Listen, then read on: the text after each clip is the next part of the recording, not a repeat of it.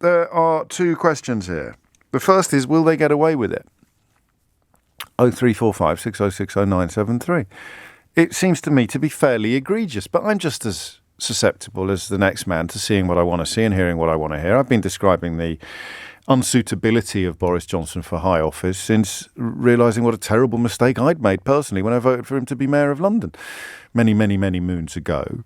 No one has the zeal of a convert, they like to say. So you know where I sit on these sort of issues. That speech he delivered today is supremely unsurprising to me. Everything about being Prime Minister appeals to Boris Johnson except the actual job.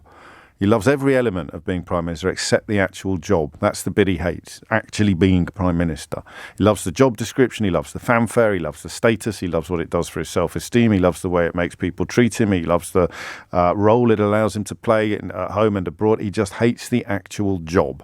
Today the job involved delivering a pre-scripted speech without fluffing it up.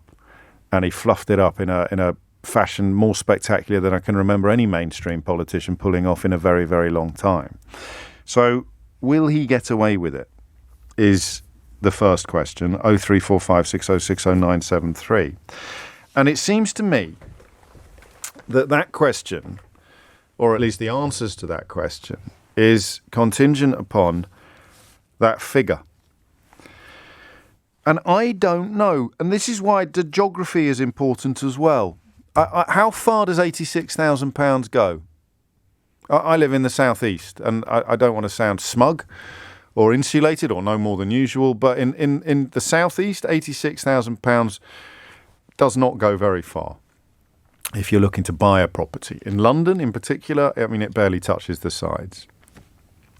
So the calculation is that the poorest homeowners, I think this is what has happened here, and you please tell me that I'm wrong. I'd quite like to be wrong on this because the analysis I'm about to share with you is not pretty. 0345 6060 973 is the number you need.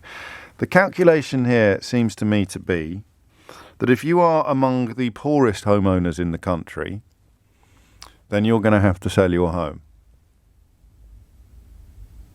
But if you are among the wealthiest homeowners in the country, then you are not.